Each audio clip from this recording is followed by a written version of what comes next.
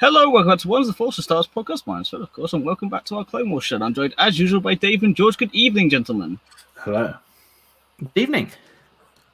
And again, last week's episode, absolute cracker. We've fallen in love with this particular story arc. This week's episode, I think we might have some varying opinions, but before we jump into all the nitty-gritty details, guys, first thoughts on the episode. It was a nice finale to the arc. Had a couple of good moments. Still not a fan of last week, and to me, this just rendered it even more useless. So yeah, that's my kind of vague, honest thoughts. That I'm excited for next week. We've all been excited for that, but I've got some very differing opinions on season 7 as a whole now, which I'm kind of intrigued to talk about in a bit. Yeah, Dave? And I'm with. I really enjoyed last week's episode, but like George said, this week it kind of retconned it. You didn't need it. Did everything this week that we needed, that we happened last week, is the same kind of thing. But we'll get to that as we go through. But overall, I love this episode again. It was a really strong episode and brought us characters that we've been waiting to see. It's kind of building us into the finale episodes, which has been really nice as well. So yeah, loved it. I didn't really love it. I must admit, I didn't care for it an awful lot, and that's again must be purely because it felt like it did away with last week's episode. You just didn't need it, which then okay, could we then have all the 66? We could have more stuff if we lose that episode. I don't know. We haven't seen the end of it yet. There are some bits I like in it though. It definitely has its moments, but I really think last week's was kind of a stronger episode if we just didn't need that ending. You could have had the ending for this episode tacked on to the end of last week's, and it would have been perfect. Yeah, that's my overall thoughts on the episode itself. There are some definitely some good points in this episode, though. Don't get me wrong. It is an episode I enjoyed. I just feel it's a bit useless. Well, it makes last week's useless, as we've all said, and that's kind of a shame when we know we don't have infinite episodes. We now have 4 episodes left. That is it.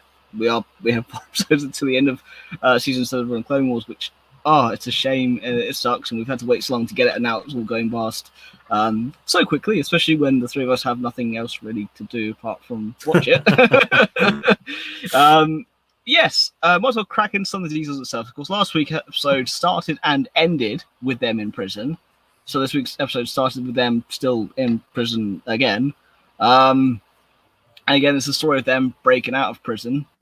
I like when they get taken off to see Mark Creef and go, okay, Ahsoka has decided a bit, right, you two, trust me on this one. They get let go. She sends them off, gives them rotation. She knows, and Rafa knows. It's interesting how she picks up what Trace didn't. That Rafa knows that, yeah, the trap plan is just they get let go. They don't go back. Ahsoka takes the fall for it. But I like what they did with it. I like the fact that they went, no, we are going to go back. It showed character development. I liked it. I thought it was a good little turn. Also, them being off-world, seeing the Toon, which is the Ben Quadranaro species we'll get to in a little bit, was fun. And yeah, I really just enjoyed that opening. I just wish, again, it could have been last week. Yeah, I really liked Ahsoka's little heel turn. It was lovely. Little wrestling thing, anybody out there? But yeah, she kind of, as if she was going to sell them out, but again, she was like, "Look, just trust me, go along with what I'm doing." And I thought it was a really nice way. And to be honest, at that point, I thought that's how sisters go. It was kind of a nice turnaround where Rafa was like, you know what, no, she's not going to get one up and on me, so we'll go back and we'll do this. However, they came out really well of this at the end, as they are left with 15 ton of spice that they now have to sell around the world.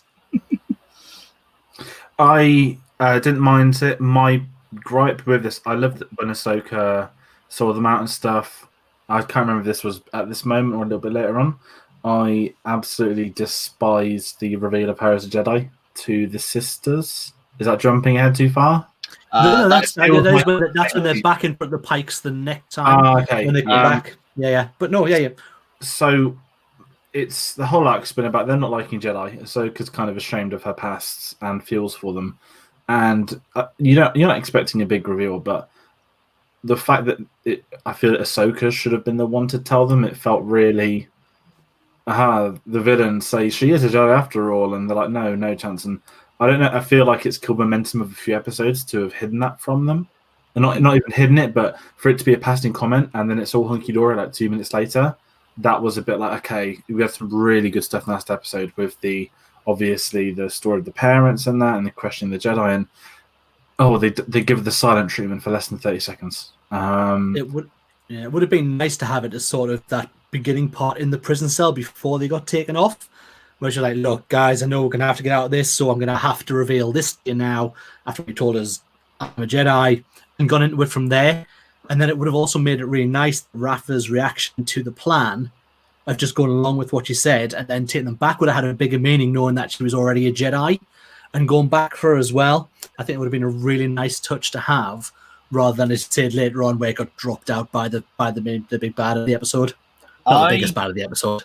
No, I personally think they could have just left it entirely. Ahsoka's whole deal is she doesn't want to be a Jedi anymore. By the time you, later on, I'm not going to talk too much actually about the book. I'll leave that for other people to go and read. But she doesn't really want to connect with the Force. She doesn't really want to be a Jedi. It's her, where she is at the moment is almost a similar situation to where Luke ends up. By the time he gets to the Last Jedi, he just doesn't want anything to do with the Force, doesn't want to connect with it, doesn't want anything to do with the Jedi. Ahsoka has walked away from it. She is very conflicted about how she feels about them, about how their practices, their teachings, and their morals, which by this point are so grey that she can no longer see the purity in there. And she's really just had enough of all this. So when she does use her Force power, she knows she's only using it to help, but in the smallest of ways.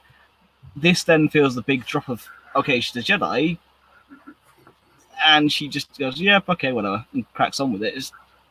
It takes away the punchline of her walking away a little bit, especially when they do find out. And again, you said it's very much a 30-second cold shoulder, then it's, okay, well, yeah, you are what we envision the Jedi to be. It's not even that. She was just more of, it's what a good friend should be. That's more the perspective you want from it, instead of being the Jedi perspective. But at least in my opinion, anyway, I just didn't really feel like it was a necessary thing to put in the episode. I think they could have quite easily left out the drop. The impact of the episode would have been the same. They would have just felt for a friend. Everything would have been fine. They could have even then left it with Bo-Katan showing up, then have Maul. They don't even need to mention then that she's a Jedi. She just goes along with them. It's done. You don't need that drop, at least in my opinion. It feels that, I mean, these episodes were sort of billed as Ahsoka's walkabout. This is where she is at this point in the galaxy, which I feel like we got a very short dose. And I'm going to say, first of all, I do like this arc. I like it a lot more than Bad Batch. And my issue, kind of with the arc itself, I guess, is that we don't really have this image of Ahsoka. If you were to sit down and binge Clone Wars tomorrow, all of it, you're going to get Ahsoka's leaving in season 5. And then you're going to come back to her. Here's an arc, her using the Force each time, and then she's going to go straight after Mandalore. It doesn't feel like she's earned that time away. It doesn't feel like she's had time away from the Jedi. But it's not sort of showed us if there is any inner conflict, her opinions on it. It's like, oh, these people I'm friends with say the Jedi are bad, and I can't tell them stuff. And I kind of get that, and I know they've got limited time, but I feel as if this arc has not demonstrated what it could have been. And it's kind of criticism because I know we're 8 episodes in out of the 12 now, with 2 arcs in, and I still understand that Bad Batch was made 8 years ago. But if you had 12 episodes, why is certainly 5 of the 12 been absolutely wasted? To bill it as the final season, to have a trailer that's basically Revenge of the Sith, and we've had, to me, 5 wasted episodes at the first 8, I should add, actually.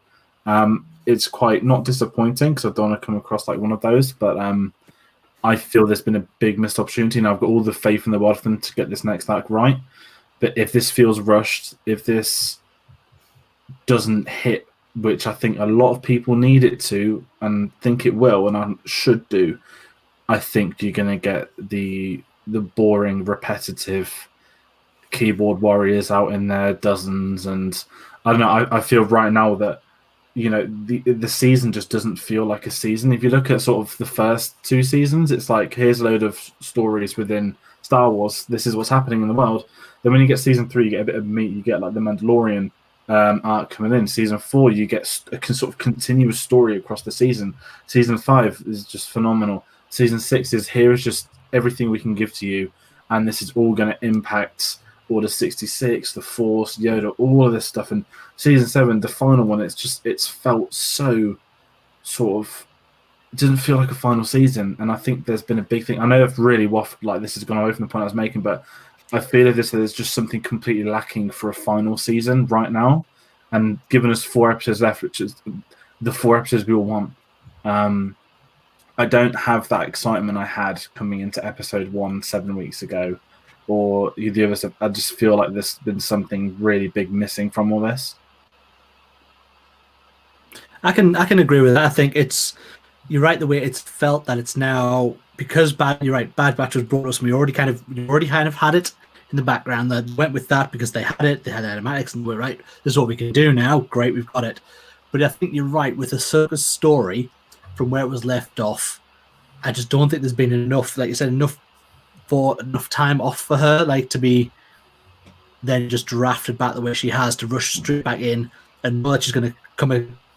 She's going to find the Jedi again. She's going to need that help. We've obviously already seen, not spoilers here, in the trailer for the actual show, she calls Anakin, so that's the first person she gets in touch with. And who knows when that's going to actually land within the episode 4 arcs. That'll be the first episode. That'll definitely be in the first episode. She needs to get... Yeah, she needs to do that in the first episode. Maybe the end of the first... If you're going to be first episode, I think it will be one of the last things you see in the first episode. So she'll find out what the crack is, find out what's going on, and realize she needs more assistance than she can deal with Maul and whatever the Crimson Dawn Empire has started to take part. No, I generally think it'll be the first part of the episode. By the end of it, you'll see Rex and her lot of clones. I think that'll be the ending of the first episode, because you need a lot of meat in the bones for the last 3 episodes, especially with the ending. You can't. You're gonna have to rush part of it. I'd rather rush that part. I know, but that's kind of where what George said. It just kind of hasn't given me faith that they're going to do that and give us 3 solid episodes of Order 66 and whatever happens. It feels like we might not. We've got 80 minutes to do a whole new story, whilst doing the story of Revenge of the Sith, whilst doing, I'm going to assume, an epilogue / Order 66. That's a lot of time. Sorry, that's not a lot of time. That's completely the wrong thing. And it's just, again, I'd like yesterday's episode, but it's just kind of looking forwards. We've had that, it's got a nice setup to Mandalore. We know what's going to happen, but obviously they need to do it as an episode. They can't just turn up and say, here's more, let's fight, let's do this. No, there's a lot more to it. There's stakes to it. There's obviously Crimson Dawn was mentioned, which I absolutely adore. And I get that's more of a nod at Solo. I don't expect that to be explored in any way across these 4 episodes, because I'm guessing most of this would have been written it's before. More the collective that they will reference, if anything. The collective, of course, is Maul's syndicate. It's all of his criminal enterprises under one roof, which he controls from Mandalore. Do you think that now they've mentioned the Crimson Dawn, that he might have moved away from the collective and he is now more Crimson Dawn? And I think the fact he offered all the pikes to that he's going to give them to Crimson Dawn without saying, like, I said, no, what you mean about the collective of all the Black Spire and all of those. For him to just go out and say, I could give you to Crimson Dawn, seems more like he might have already moved that way, whereas that is now the main head of his empire, so to speak. I'm trying to remember if Darth Maul's Son of Dathomir is set before or after this. I think it's set before this. We had this discussion. Literally, before you go online, I literally were discussing it. But I don't know, because he's alive, so he has to be before. But it's this episode. It ties up that arc, which again I enjoyed. I just think there's something missing right now from Clone Wars, and I really hope it finds it, because I'm pretty tame with my episode 9 opinions compared to some Raylos, other people, that kind of stuff. I know we're not really about that kind of life, but the prequels are a very personal thing to me. Like, I know this sounds like spoiled kids moron sort of talk, but it's not hard to go wrong with the prequels. I'm going to put that there. It's really not hard to go wrong with them. I've got trust in the Flames to do it, but right now, this minute, I'm just a bit nervous. Because if something's, again, it doesn't need to be glossed over, but they've set themselves a lot of work to do in such short time. I mean, we were talking a couple of weeks ago saying we're going to get 6 episodes on Mandalore. That sounds about right. What with Rebels, I'm pretty sure that the final season it was more than the first 4 episodes that had. It was a humongous story arc at the start of final season of Rebels, wasn't it? Yeah, it was about 6 episodes. 6 yeah, and you think, I mean, Sam went on Twitter, tweeted, if anyone wants to watch the Clone Wars properly, wait till the season's done and just watch the last 4 episodes as a film. And obviously we can't do that. I'd love to do that. And I probably will do that before episode 4's aired, for watching them all again. But I think this episode puts it in the right place, but it's more these, we've had these missed opportunities, and it's, like I said, the next 4 episodes could be great, could be a perfect heat of minutes. You don't need more, you don't need less. But it could also be you've gone through too quick, and we've had all this nonsense leading up to it, which actually Steam as well came out this week. Actually, Steam came out and said that also these 4 episodes also have a part to play in the Rise of Skywalker as well. So I don't know in which way that can happen, but it's been, if you look online, she has come out and said that it has some implications towards the overall Skywalker saga as well. As long as we don't get a ridiculous world between worlds. I don't think we will. My walking Wikipedia, that is, Robin has just reminded me, it is Dathomir set before this arc. It is part of season 6, actually. Must be just before, like a tiny little kind of wedge before. But yeah, I think we'll go back to the episode. We've kind of strayed into. Yeah, I mean, don't get wrong. So I want to, before we crack into the details, I want to say yes, I have my opinions. However, I really didn't. I enjoyed the episode. My frustration was more in line with yours two of making last week's irrelevant, and that's my frustration because I really enjoyed it. I really enjoyed certain parts. I mean, this is my favorite part of the episode. I think probably all 3 of us may have that same opinion of when Maul finally shows up. We know he's coming. We know from the trailer that he's going to be here. Finally seeing him is just, hearing his voice was very similar. I had a similar reaction to when I saw Solo, and you hear that voice again from Sam Witwer. It's just that, here we go. And it's just brilliant. I love seeing him for the first time. That really, I thought for a split moment it could be Count Dooku.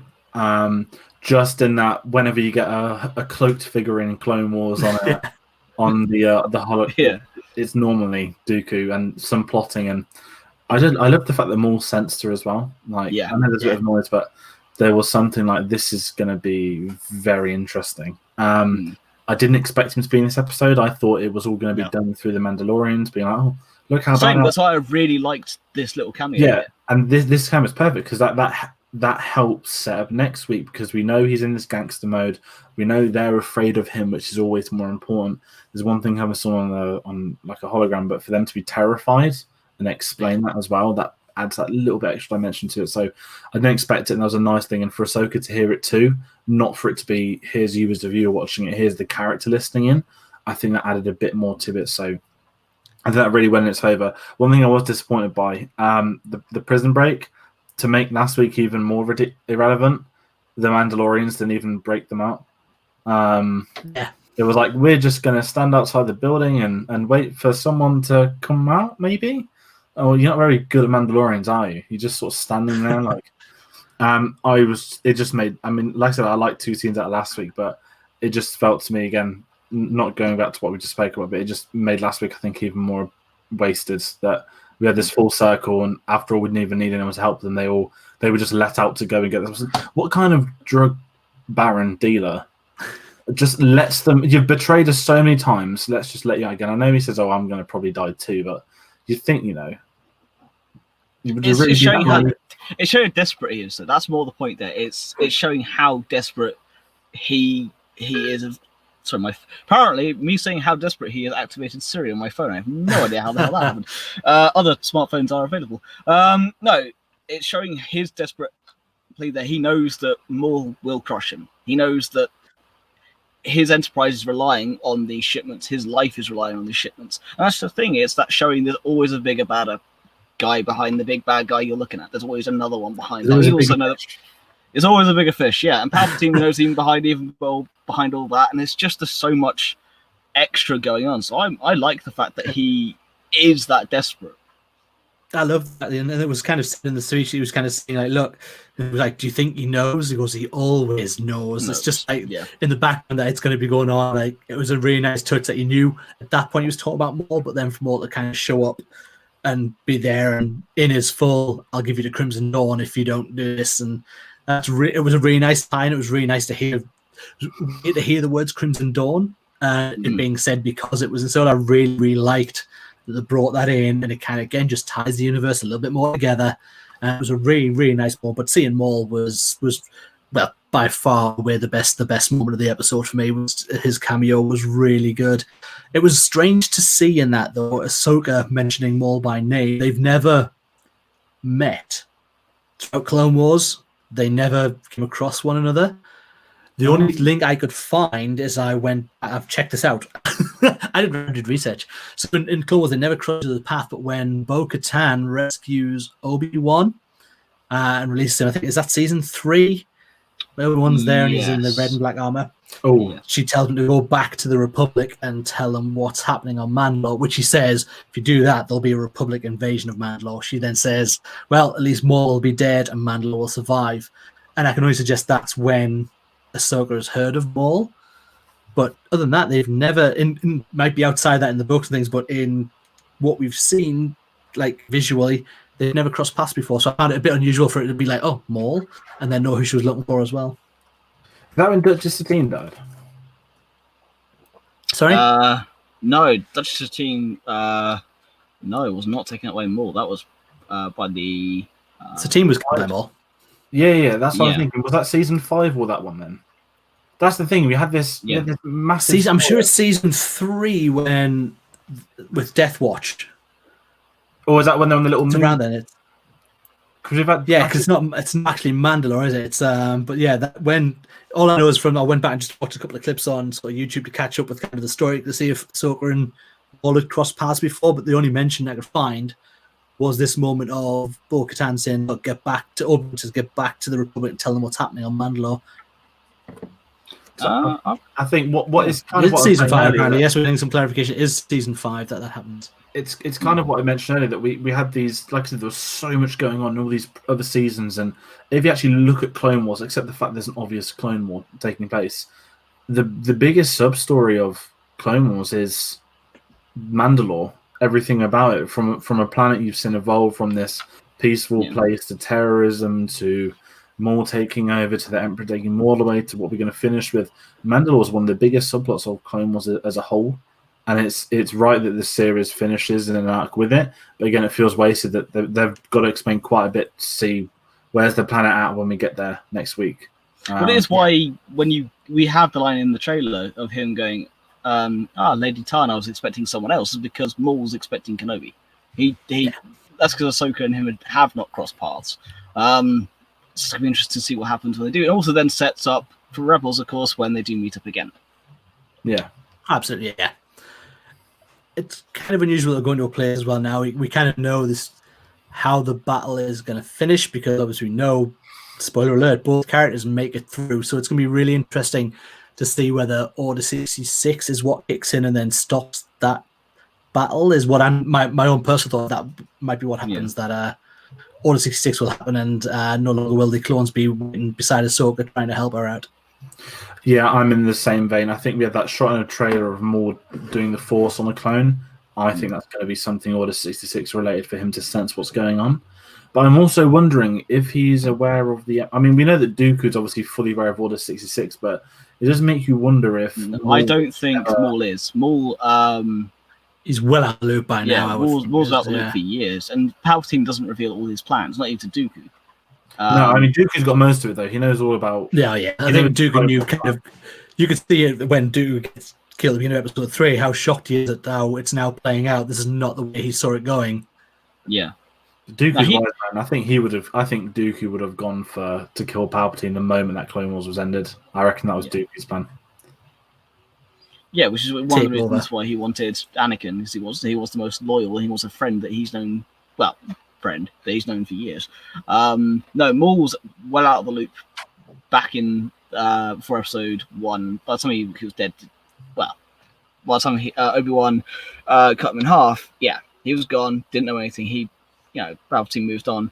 And it's another 10 years before we get to episode 2, so I don't think he knows anything, but I think he'll have whisperings from his connections throughout the galaxy to know when something does happen. When Order 66 does kick in, then yeah, maybe that is part of it. Maybe he then finds out the plan and fears it, and then he, of course, he goes off to Malachor. You know what happens from there. Jumping from Maul, the other character I really want to talk about in this is Bo-Katan showing up. With helmet off. Back. What kind of Mandalorian is she? This is not the way. This is not the way. With the old Death Watchers No More line, I was like, I'm pretty sure you rescue a young Mandalorian. I keep forgetting his real name, Joe Jaren or whatever it is. Din Djarin. Yeah. I don't think he's going to make a cameo because he'll be pretty young, but I'm intrigued to see what they mention about Death Watch because that's now a big thing. Obviously, we're going to see our beloved Darksaber. I hope. Yes. Knowing that it's just sat at Darth Maul's hut when we get to Rebels, but so you'd assume he has it with him on Mandalore. But we're also the best thing. We're getting Ray Park motion capturing Darth Maul for a fight scene at some point. I reckon episode 3. Yeah. I think probably right about that. I think the final episode will be focused on the aftermath of what's just gone down with Order 66. But yeah, it would be amazing to see. I can't wait. I love that we're back with the Mandalorians. I love seeing Bo-Katan, even though she takes the helmet off, and now I don't like that anymore because of the Mandalorian, that they should not remove their helmets. It really feels like something that I'm now like, you know what? Yeah, you're right. That is the way, and don't do it anymore. It's a clan thing. I know, but I really like it as part of the lore of the Mandalorians, of what the culture he's been brought up with. I don't remember the only thing really. I mean, obviously we get the sisters. End of their story, really. They got a low spice, which they now still have. They're going to make a fortune, be able to live quite happily on that, criminally or not. But they also played a big game of spaceship chicken, which was good. That's how they kind of finished their art, was to play spaceship chicken before the Mandalorians decided to actually say, "Ahsoka, you come with us if you want." And that was kind of it. They're all back in Coruscant as well, which is. I must admit, I was kind of hoping that the Mandos were going to sweep in and save them. Like, I was hoping that the 3 little ships were going to give them problems, and Bo-Katan would come in and actually save them, and then go, right, I've now got a proposal for you. Let's go out to Coruscant. We can talk there, kind of thing. Like George said, it would be nice for them to actually do something rather than just seem to stand in the same spot and watch. Yeah. Like I said, it would have been fine if we hadn't had last week's episode, because you could have just had them turn up and watch. Yes. Today. Not today, but obviously episode 4. So it's one of them, but I think it leads me in the right place. I think one thing I want to talk about is the Ben Quadranaro people. The Toon. This is a scene I normally hate. This is a scene I adore. I've got no idea why I like this. I love it. Who hates it? Who hates it? I love it. It's great. This is what Clone Wars and Rebels is. At the end of the day, Star Wars is for kids. A Star Wars cartoon TV show that was on Disney Channel, Cartoon Network, is for kids. And this was the most Saturday morning villain. Oh, you can't do that. Here's our boss. And it's a Trandoshan. And it's like, we're going to have a silly fight scene, and it's going to be great. And it was. I had a lot of fun with that. Didn't expect it, didn't think we'd need it, but I take it, loved it. The voice of the main one as well sounded like the guy from Resistance, who plays. Oh, who plays the green guy. Yeah, I know exactly what I mean. It's escape the top of my head, but yes, it's not Niku though. It's the voice of Niku. It's him playing one of those. If it's not, it's someone who's doing a darn good impression of him. Yes, Josh Radnor, isn't it? Doing the voice of. But if it's not him, I'll be very surprised. But it sounds spot on like him, like he recorded that voice. But it's it was nice to see them. It's a nice pullback to episode 1 characters. We've not seen them sort of since, and I just thought it was really nice. The Trandoshan as well. I loved how when he threw the crowbar at his head. It's Josh Brenner. It's Josh Brenner. It's the exact same voice. I thought Yeah.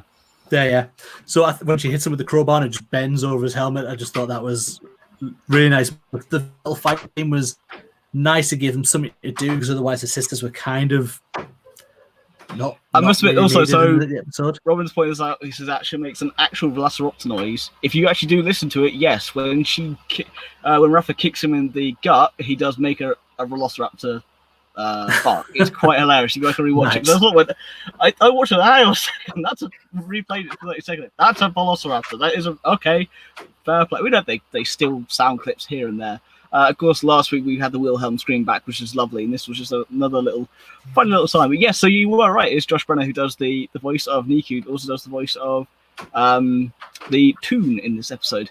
I mean, so overall, though, I have to say it was an enjoyable episode. It just renders last week's irrelevant, which is a shame. And I do wish the Mandos had done more, both Bo-Katan and Ursa Wren.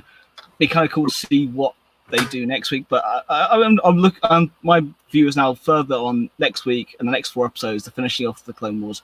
This was a good arc, better than Bad Batch. Now I've seen the two side by side. This beats Bad Batch hands down as a good story arc. I love Bad Batch purely from a shooty point of view, but that's just because I like shooty point of view things. That's fine with me. This much better story wise. It could have been 3, and I hope it doesn't come back to bite them in the ass. I think it's exactly the same for me as well. I think it rendered last week's episode absolutely not required, and to play out the same kind of plot points and the Mandalorians sort of turn up at the same sort of time. You didn't need last week's episode at all. It was literally rendered useless. This could have been replaced with it. Didn't need last week's. Then we could have got an extra episode in the Mandalorian arc for me, which would have been a much stronger and a much better length of time to tell the story over. So that's my only disappointment. But saying that, I love this episode. I love last week's episode. Yes, it's completely irrelevant now, but I love both these episodes. Really enjoyed this arc as well. Again, compared to Bad Batch, I really, really love this. Yeah, I'm the same here. I had a lot of fun of this. I think it was an interesting story. It had me hooked, and I think it did some different things. That it felt more like Rebels, which is a good thing as well. It's sort of unfamiliar but familiar territory, something a bit different, and I think it puts us in a nice place for next week, and it definitely, for me, more enjoyable than the first arc we had. Well, I think that's one of the things that's been most pleasurable for me is to watch you, George, go from really disinterested in this arc to absolutely loving it by the end of it. I mean, that was more episode 2. I mean, episode 3 is dreadful. I still maintain that. I still don't like... Again, talk about wasted time. Episode 1 of this arc, what's the point of all this stuff on Coruscant when you could have just introduced the sisters doing a job? It's, did this arc need 80 minutes? Probably not. Probably 40 minutes, if that. Again, Bad Batch, do we need 80 minutes? No, probably 40 minutes too. So I'm probably going to have... I'm imagining my mind will change on these 2 arcs based upon how the next 4 weeks go. If they're rushed for time, I'm probably going to come back pretty fuming, not from a childish perspective, but from a...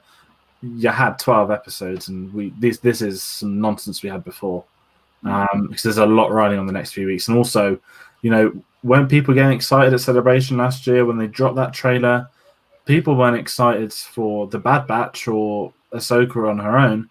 They were excited because, oh my word, we're getting Mandalore. That's the hooking point. That's the selling point of this entire season. There's a lot lying on it, a lot resting on it. So I really hope, I hope they will. I'm kind of, my confidence is shaken a bit. I'm not going to be dishonest, but we could be talking a week and my brain could already have been that was incredible. Keep going. Indeed. Any closing thoughts there, Dave? No, just again, I've really enjoyed this arc for all that it's not required, but I have really enjoyed it. I enjoyed the sister, which I didn't think I would, but the overall, where it's gotten us to, the showing Ahsoka outside of the Jedi a little bit, it's been nice. Some nice character moments, getting to meet Mandalorians, getting Maul's cameo to build us in the last few episodes. It's all good, me. Thumbs up, but much preferable over the first 4 episodes, but I'm ready for the final 4. Indeed. So, all that's left to say, though, is thank you so much for watching. Don't forget to like, share, and subscribe. You can find us on Facebook, Instagram, and Twitter at Ones of the Force and Stars Podcast, at the Force Podcast. You can find another video for this later on our Facebook and YouTube pages. And, of course, the audio version will be available on our Podbean, Stitcher, Spotify, and iTunes. And, of course, the merchandise will be available in the link down below. Until next time, though, we've been Ones of the Force. May the Force be with you, and good night.